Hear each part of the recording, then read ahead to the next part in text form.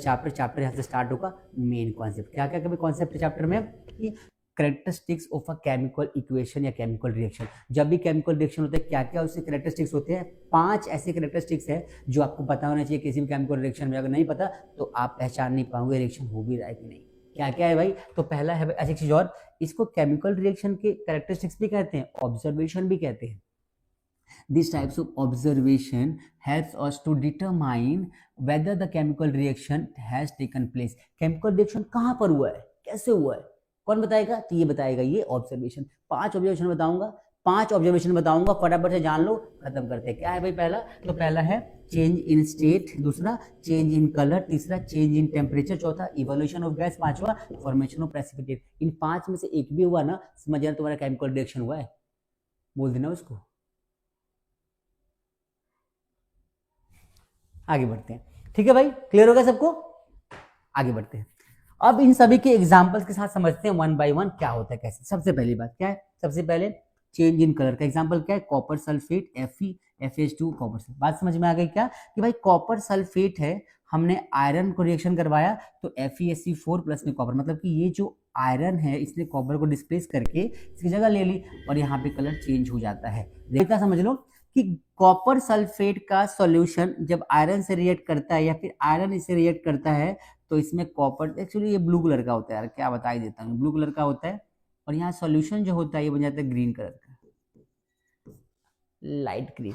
ये होता है कलर चेंज का एग्जांपल। फिर क्या आता है, टेम्परेचर चेंज, CaOH2 जैसे मिलते हैं ना भाई, CaOH का होल ट्वाइस तो बनता है, साथ में बनती है क्या, हीट एनर्जी। क्या कमाल की एनर्जी निकलती है, पूरा कंटेनर गर्म हो जाता है, बॉयल करने लग जाता है अपने आप, हमें कुछ नहीं करना होता।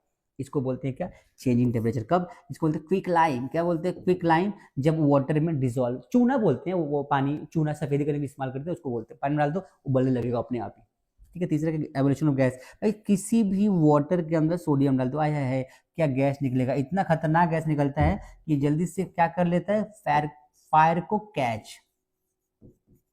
और इससे क्या हो जाता है, ब्लास्ट। इतना ज्यादा एक्सोथर्मिक होता है कि ये ब्लास्ट हो जाता है। इसलिए सोडियम को पानी में नहीं डाल सकते, क्यों, पानी में आग लगाए, सोडियम सोडियम, आए है सोडियम सोडियम, ऐसे, ठीक है भाई। आगे बढ़ते हैं, नेक्स्ट क्या है, चेंज इन स्टेट। क्या होता है चेंज इन स्टेट, तो चेंज इन स्टेट का मतलब होता है कि जब भी कभी दो चीजें आपस में मिलती हैं तो हो सकता है कि दोनों के मिलने से कुछ नया बन जाए, नए प्रकार का बने। मतलब क्या हो गया कि हमने दो चीज को मिलाई, दो लिक्विड को मिलाया, हो सकता है गैस बन जाए, दो गैस को मिला हो सकता है लिक्विड बन जाए, कुछ भी हो सकता है, नहीं पता भाई। तो इसे बोलते हैं चेंज इन स्टेट। मतलब क्या हो गया, ध्यान से देखो अगर तुम, तो यहाँ पे हमने हाइड्रोजन को लिया जो कि बेसिकली क्या है, एक गैस, वाटर को, ऑक्सीजन को लिया, क्या हो गया, गैस। अब जब हाइड्रोजन मिलेगा ऑक्सीजन के साथ तो क्या बनाया, H2O, लिक्विड, वन नहीं है भाई, लिक्विड है, ये लिक्विड है, ठीक है, लिक्विड है, ये लिक्विड है, ठीक है भाई, लिक्विड है। तो इस तरीके से क्या देखा कि जब दो अलग अलग गैसेस मिल रही हैं तो प्रोडक्ट में लिक्विड बन रहा है, मतलब कि चेंज इन स्टेट का यहाँ पे एग्जांपल आ गया कि सॉलिड मतलब गैसेस मिलकर लिक्विड बना सकती है, हो सकता है, बहुत सारी चीज पॉसिबल है। लास्ट में आता है क्या, प्रेसिपिटेट फॉर्मेशन, रिएक्शन नहीं है, आगे पढ़ लेंगे, कोई दिक्कत नहीं, ठीक है बच्चों।